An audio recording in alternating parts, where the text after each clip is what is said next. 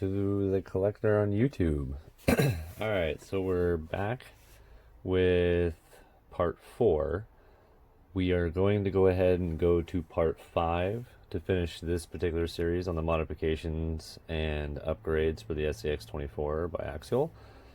The part 5 video, we're going to keep this one kind of short because there's not a whole lot I'm going to show you, but we're going to keep it more driving too. So I'm going to show you, we're going to go over the upgrades and how it applies to when you're actually out driving. The part 5 that one's going to be mostly with the store-bought upgrades and going over how to, and then with the 3D parts being implemented as well.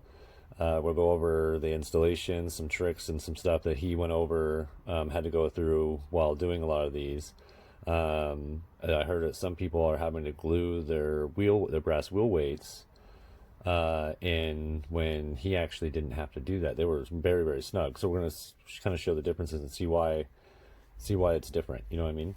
So that will be part 5, and it will be the last part. Well, there'll be a small part included with this as well. Finishing touches, basically. This is now, I did apply more weight, and I know last video I said I didn't really want to just apply weight anywhere unless it was going to improve the performance of the vehicle. So I came up with a way of applying weight without putting them on top of the dips, because I didn't really want to do that anyway, but I did apply them to the dips, and I'll show you here. But first I wanted to show you something so you can see. I've got the aluminum rails there on, and you'll see they're a little different, and I'll show you why. Something that I noticed when I was working on it, and during the last part of the video you saw the last video, no, that's when I noticed it.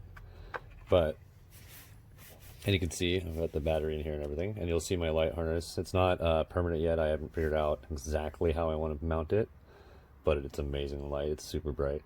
But so you notice, you can see my body there, a little bit of a factory molding defect. So if you're a perfectionist, it would probably drive you nuts. I'm not. Well, okay, I am, but I can let this one slide. So yeah, that's what I noticed with that one. So that's why it's a little bit different. But these will be these are gonna be painted black, which will, well, you know, the part 5 video, you'll see all the painted stuff that I'll need to do, the finishing stuff. I'll have my monkey painted as well. So with the battery, you can see what I did. And you know, you'll probably be like, oh, why'd you do that? Well, I couldn't find another place to put the dang thing, and I was getting tired of that.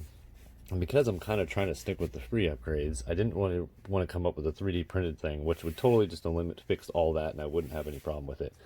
But so what I did is you can see that the battery's tilted in there, which actually puts the weight pretty well, keeps it within this range here, and still keeps it somewhat lower than before when I had it up here.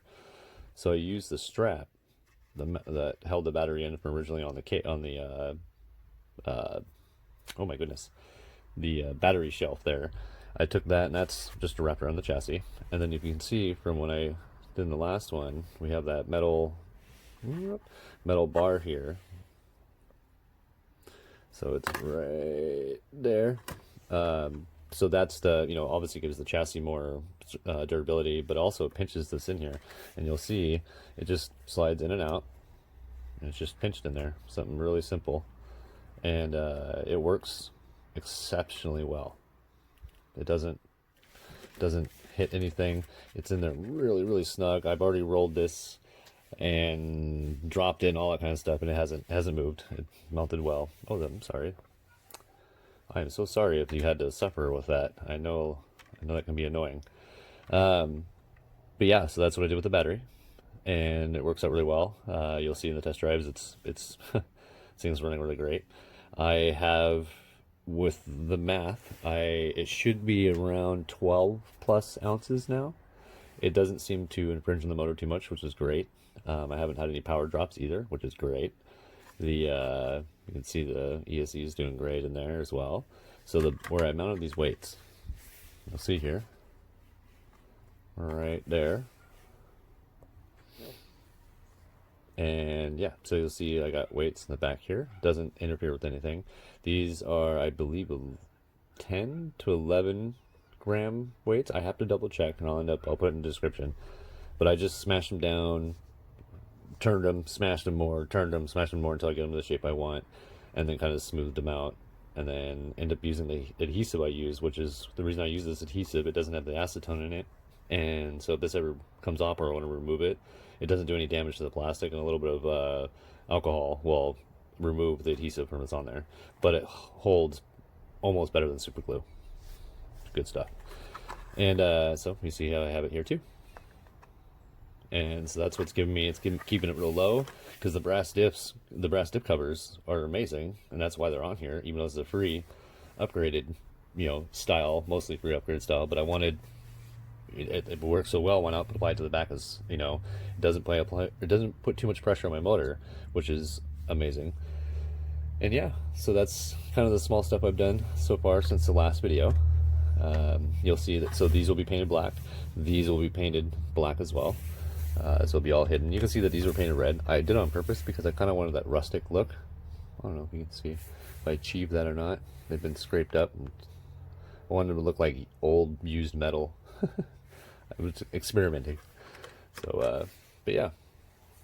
So that's what I've done so far. So the rest of this video will be mostly driving, and then me kind of explaining why the upgrades that we've done with this, or even with the free or the store-bought upgrades, why they're benefits. So yeah, I hope you guys enjoy. Thank you for even the more new subscribers that we've gained. We are slowly growing, and we appreciate it a lot. Yeah, this is an exciting adventure, and I'm glad you guys are with us, and we're going to continue. So one thing I want to mention real quick, to kind of cap this off, I'm sure you've all seen now, the Axial SCX24, amazing vehicle. You know that if you're an SCX24 fan of the Jeep, you're probably really going to want that. They do have the $400 version I've seen on their website. I highly recommend going to, if you are an Axial fan or an SCX fan, or even just a crawler fan, or just love RCs and want to see something cool, I would go check that out on the Axial website. It's amazing. Maybe I can put a link in there for you. But it has, it's competing with other RCs that are real popular out there, with the Traxxas and stuff.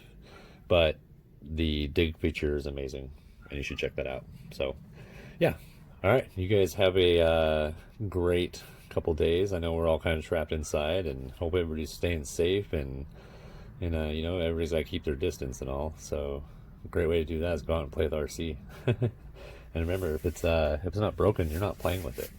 So you guys have a good day and enjoy.